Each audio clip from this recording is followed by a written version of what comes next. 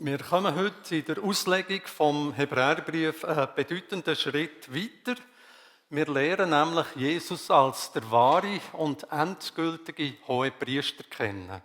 Ohne Hebräerbrief wüssten wir nicht so genau, was Jesus jetzt zur Rechten Gottes wirklich macht. Und der Hebräerbriefschreiber betont auch da, dass Jesus grösser ist als der Aaron, der erste Priester und all seine Nachfolger. Und wir lesen über den wahren Hohepriester in Kapitel 4, die Verse 14 bis 16. Weil wir nun aber einen großen Hohenpriester haben, der den ganzen Himmel bis hin zum Thron Gottes durchschritten hat, Jesus, den Sohn Gottes, wollen wir entschlossen an unserem Bekenntnis zu ihm festhalten. Jesus ist ja nicht ein Hohepriester, der uns in unserer Schwachheit nicht verstehen könnte. Vielmehr war er, genau wie wir, Versuchungen aller Art ausgesetzt. Allerdings mit dem entscheidenden Unterschied, dass er ohne jede Sünde blieb. Wir wollen also voll Zuversicht vor den Thron unseres gnädigen Gottes treten, damit er uns sein Erbarmen schenkt und uns seine Gnade erfahren lässt und wir zur rechten Zeit die Hilfe bekommen, die wir brauchen.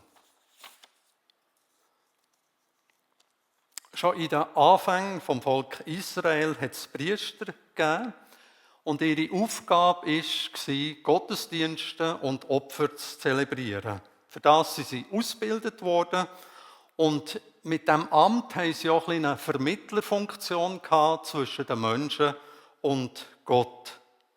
Nach den Regelungen vom Gesetz war der Priesterdienst erblich.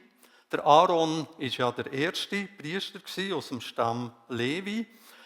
Und sie allein haben eben das Vorrecht gehabt, den heiligen Dienst im Zelt der Begegnung und später im Tempel zu vollziehen.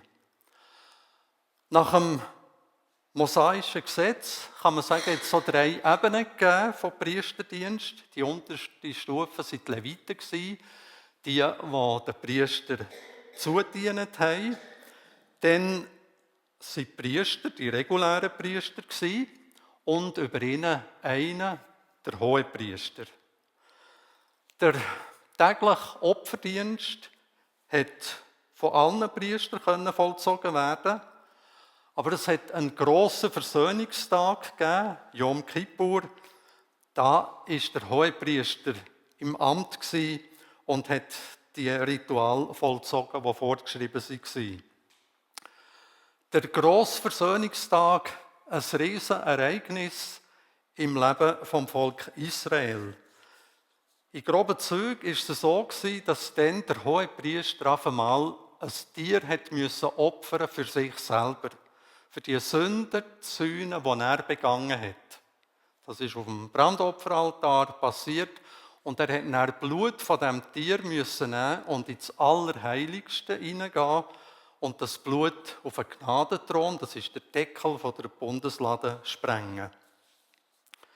Dann ein anderes Ritual, das auch war, man hat ein Opfertier auch geschlachtet, als stellvertretend für die Sünden vom Volk. Und hat genau gleich nach das Blut von diesem Opfertier hat der Hohepriester auch im Allerheiligsten auf den Deckel der Bundeslade, auf den Gnadenthron sprengen. Und dann ist aber noch ein anderes Tier da gestanden. Und das ist nicht geopfert worden, sondern dem hat der Priester, der Hohepriester, die Hände aufgelegt und hat die Sünden vom Volk bekennt. Mich würde noch interessieren, wie lange das gegangen ist. Und dann ist das Tier, man kann sagen, der Sündenbock, in die Wüste geschickt worden. Weg.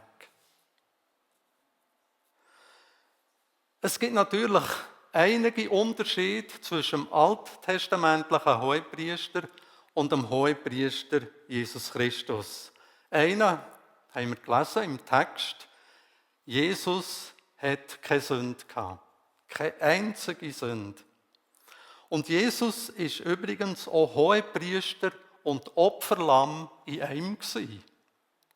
Dem müssen wir auch noch nachdenken, die Personalunion. Ein interessanter Tatbestand. Im Vers 15 steht, dass Jesus als Hohepriester Mitleid hat mit unseren Schwachheiten. Ist sehr ein tröstlicher Gedanke, oder? Und mir hat es noch mehr getröstet, als ich gelesen habe, wie das im Griechischen steht. Das versteht man nämlich, ohne dass man Griechisch kann. Es heisst dort Sympatheo. Das heisst, also Wort für Wort übersetzt, Jesus sympathisiert mit unseren Schwachheiten. Nicht mit der Sünde, wohlverstanden, aber mit unseren Schwachheiten.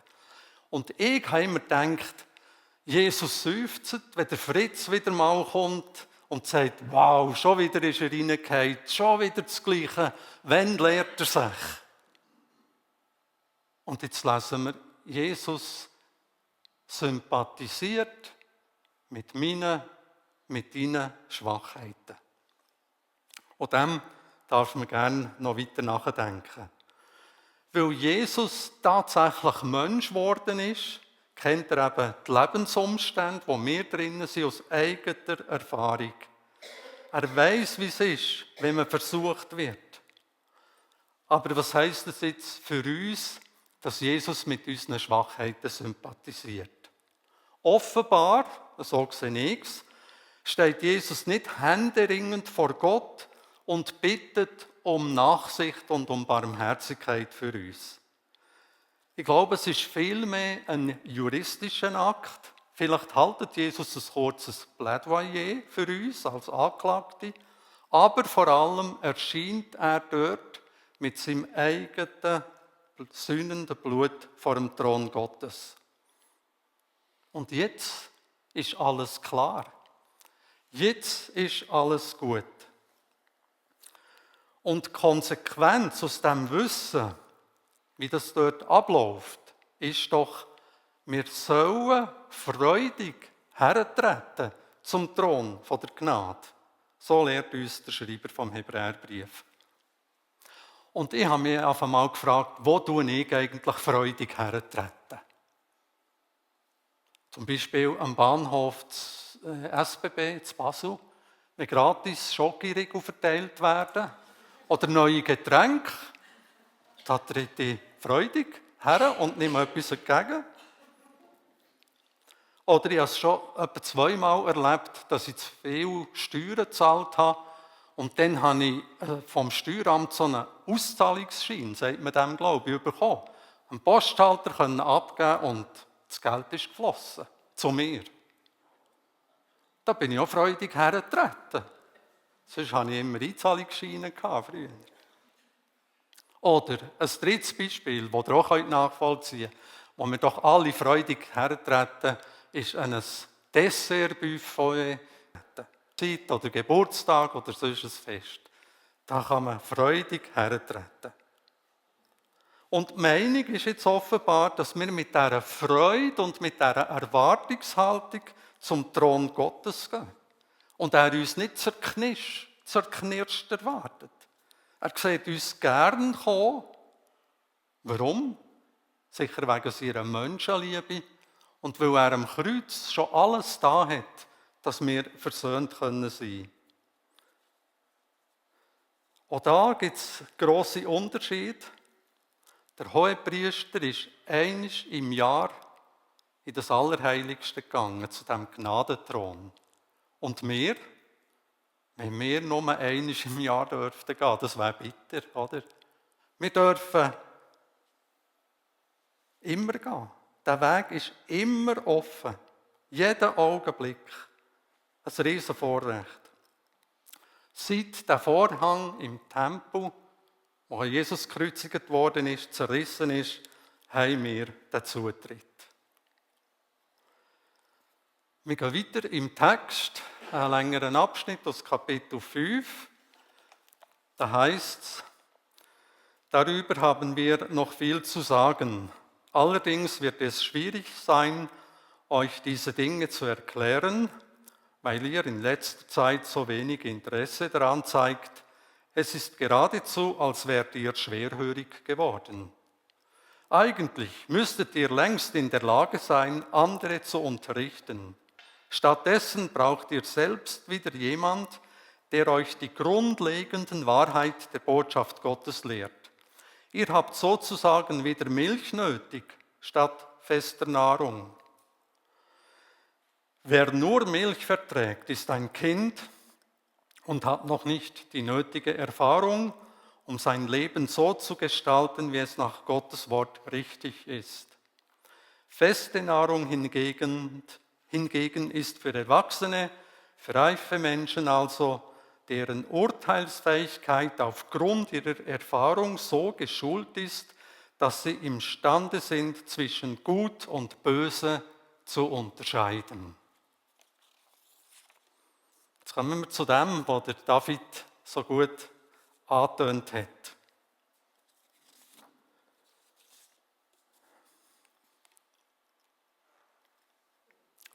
Die Reifeprüfung, die machen wir, wenn wir im Grossverteiler Obst einkaufen, oder?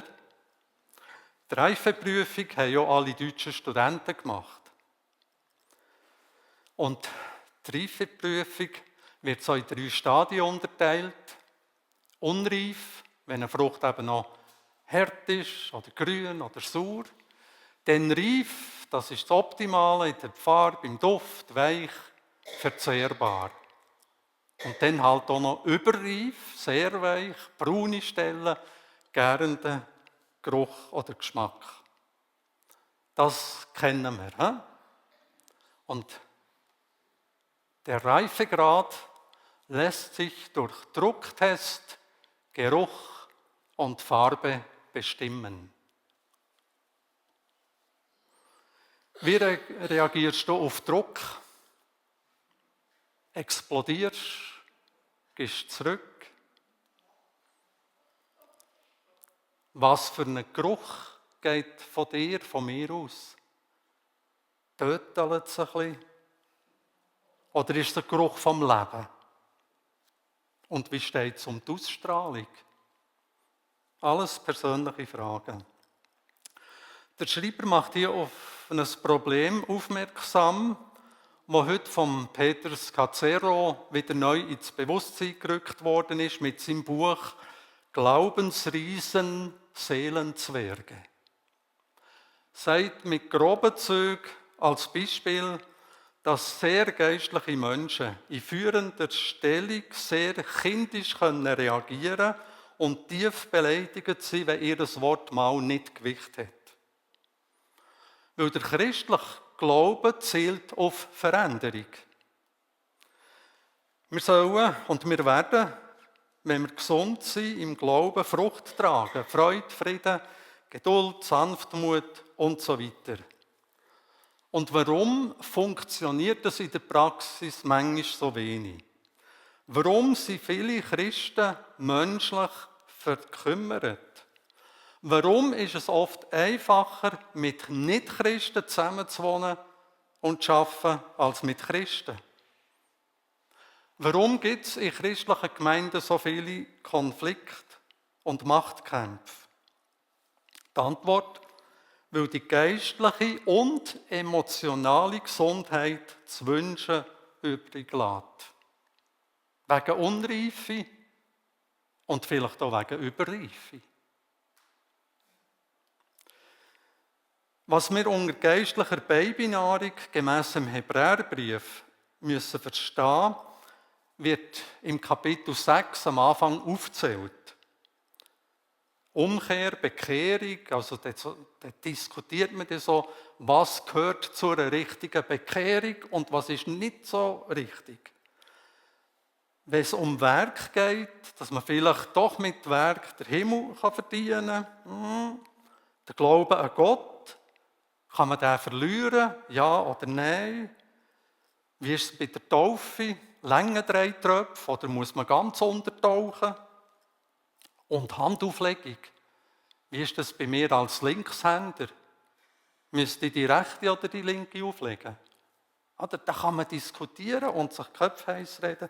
Totenauferstehung nennt er und ewiges Gericht so als Themen, die zu den Grundlagen gehören. Und mich hat dann interessiert, was sind denn die geistlich höheren Themen? Und da kommt jetzt im Hebräerbrief, wird nichts aufgezählt und darum unterlasse ich so.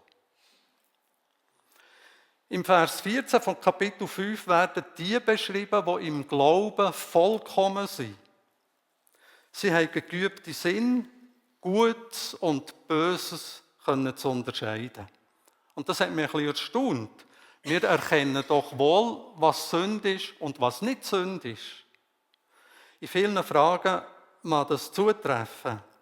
Aber es gibt in der Christenheit ja immer wieder Themen, wo man darum streitet, eben um Tauffragen, um den Heiligen Geist, um Wiederheirat und auch um den Dienst der Frau in der Gemeinde.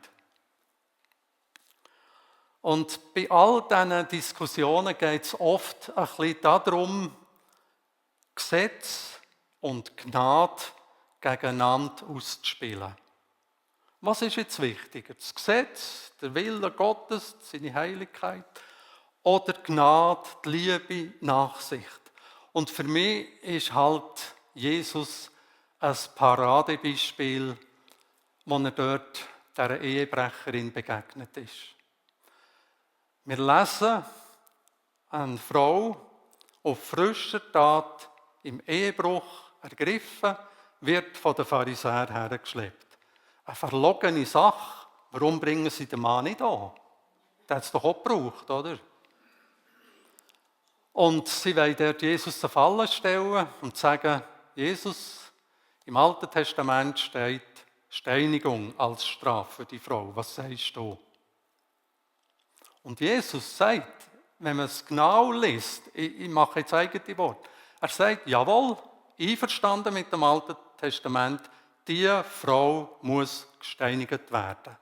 Aber, und jetzt kommt der kleine Zusatz von Jesus, wer ohne Sünde ist, der darf den ersten Stein werfen. Nur der. Es hat einen gegeben dort, der ohne Sünde war. Jesus hat es nicht gemacht. Und nachher hätten die alle dürfen werfen. Und ich finde es genial, wie Jesus das Problem dort gelöst hat. Jetzt wird in unserem Text noch etwas weiteres angesprochen, nämlich es kommt eine Warnung, dass man das Heil verlieren kann und es unmöglich ist, nachher Buße zu tun. Eine schwierige Stelle. Wir halten es für unmöglich, dass jemand, der einmal durch den Heiligen Geist erleuchtet wurde und etwas von dieser himmlischen Gabe geschmeckt hat, der die Kräfte der zukünftigen Welt in seinem Leben am Werk sah, noch einmal zur Umkehr gebracht werden kann, nachdem er sich von Gott losgesagt hatte. Diese Möglichkeit macht uns Angst, oder? Der Schreiber ist sich dessen wohlbewusst und beschwichtigt gerade im Vers 9. Und das möchte ich auf euch bezogen sagen. Aber auch wenn ich so hart rede, meine Lieben, bin ich doch überzeugt, dass es um euch nicht so schlimm steht und dass ihr gerettet werdet. Ich bin an dieser schwierigen Stelle ein bisschen nachgegangen, weil es mich interessiert hat. Im Brockhaus-Kommentar steht dazu, dass hier um eine völlige Ablehnung und Ableugnung vom Glauben an Christus geht. Dass die Menschen das gleiche Verhalten an den Tag legen, wie die Jesus gekreuzigt haben. Sie machen Christus öffentlich zum Spott. Und es gibt auch einige Ausleger, die halten diesen Vers für eher hypothetisch, die Möglichkeit. Der Adolf Schlatter sagt, es geht um einen Fall, wo man nach einer Niederlage nicht mehr aufsteht und der Weg zum Thron Gottes, zum Hohepriester Jesus geht. Siegen heißt einmal mehr aufstehen, als man hingefallen ist. In der Wuppertaler Studienbibel nicht der Apostel will mit seiner Warnung vor dem Abfall nicht ängstliche, zaghafte Seelen beunruhigen, sondern schlafende Christen aufwecken, die in ihrer geistlichen Entwicklung stehen geblieben sind. Und als letztes noch im Ruager Bibelkommentar steht, das sei eine der furchtbarsten Warnungen der Bibel. Der Verfasser bezieht sich ja nicht direkt auf seine Leserschaft, sondern auf eine Annahme, also auf einen hypothetischen Fall. Solche Gottesworte drohen nicht, aber sie leiten an zur Selbstprüfung, zur demütigen Bitte und zu neuem Eifer. Und ich habe mich dann schon gefragt, wie ist das eigentlich? Eine Frage, die oft auch diskutiert wird. Kann man als Kind Gottes, das wiedergeboren ist, noch verloren gehen? Ja oder nein? Wenn wir jetzt eine Bibelstunde hätten, würden wir an dieser Stelle eine Diskussion starten. Ich war lange Jahre der Überzeugung, jawohl, ein Kind Gottes kann noch verloren gehen. Die Bibel hat entsprechende Stellen. Ich bin aber auch jahrelang nachher der Überzeugung, nein, ein Kind Gottes ist ewig sicher, kann nicht mehr verloren gehen. Weil jemand, den ich sehr geachtet habe, das so vertreten hat.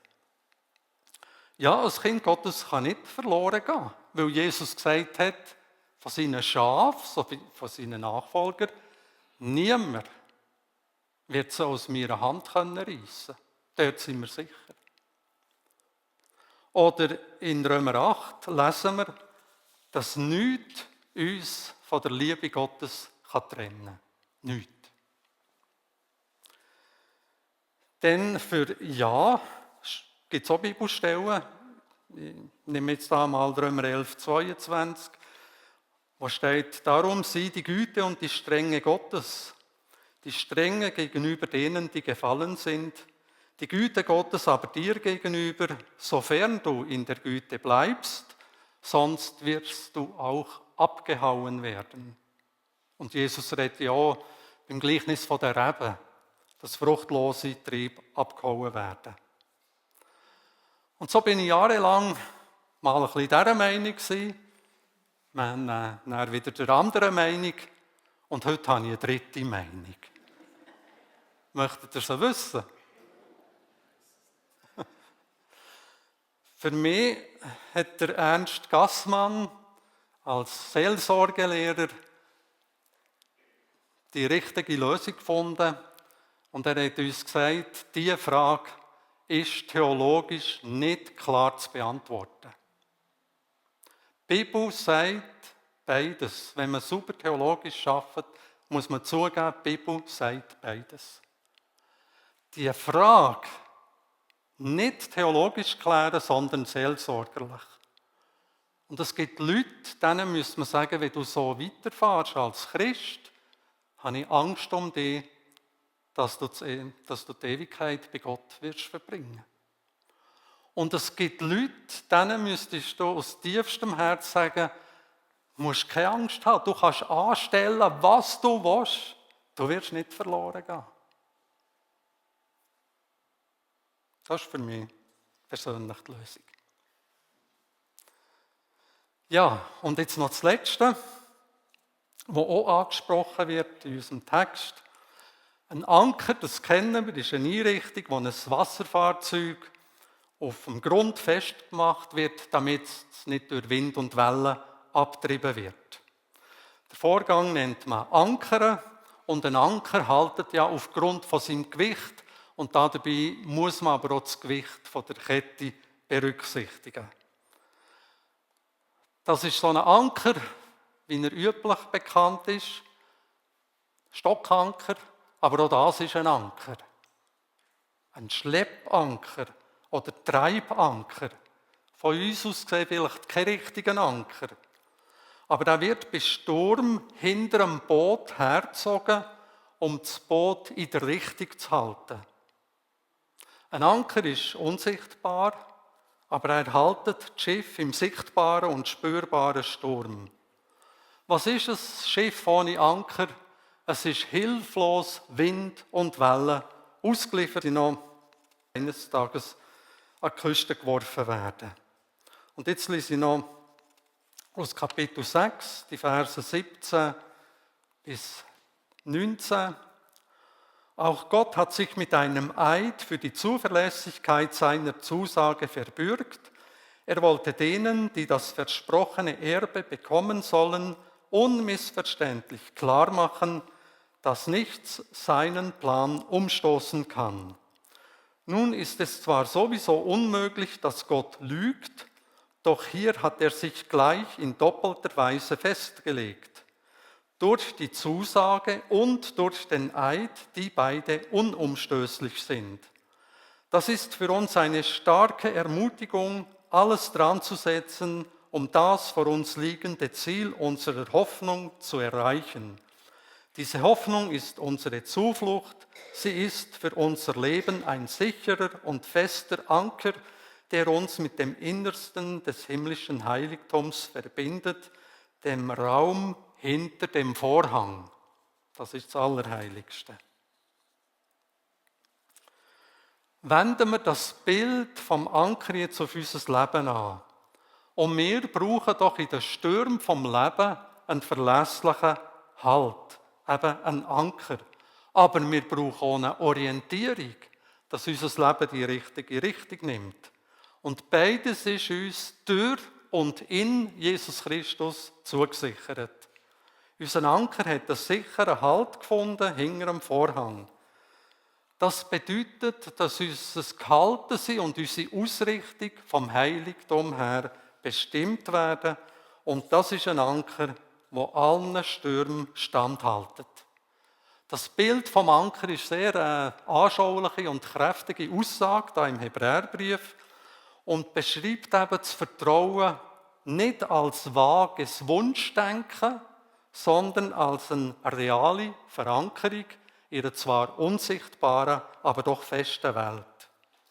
Und das Besondere beim Bild, jetzt, das der Hebräerbriefschreiber braucht, ist, normalerweise wirft man einen Anker gegen runter. Auf den Grund, um das Schiff im Sturm zu halten. Hier wird der Anker gegen geworfen, direkt in die Gegenwart Gottes. Das bedeutet, dass die Stabilität von deinem Leben nicht von den äußeren Umständen abhängt, sondern von dem, was bereits im Himmel feststeht. Das ist mein Schlusssatz und darum sage ich noch einmal. Das bedeutet, dass die Stabilität von deinem Leben nicht von den äußeren Umständen abhängt, sondern von dem, was bereits im Himmel feststeht. Zum Schluss mache ich etwas der Christiane nach und habe da so ein bisschen als Zusammenfassung 3 Fragen an uns. Die erste, tue ich das, was Jesus für mich da hat, als Hohepriester beanspruchen? Wenn ja, tue ich wirklich mit dieser Zuversicht vor den Thron Gottes treten? Das Zweite geht um die Reife oder Unreife. Kennst du einen geistlich reifen Mensch? Und was beeindruckt dich an ihm? Und die dritte Frage, wo ist dein Anker befestigt, wo dir Halt im Leben und im Sterben gibt? Wir nehmen uns jetzt etwa 2 Minuten Zeit und dann werden wir einstimmen ins Lied «Welch ein Freund ist unser Jesus». Danke für eure Aufmerksamkeit.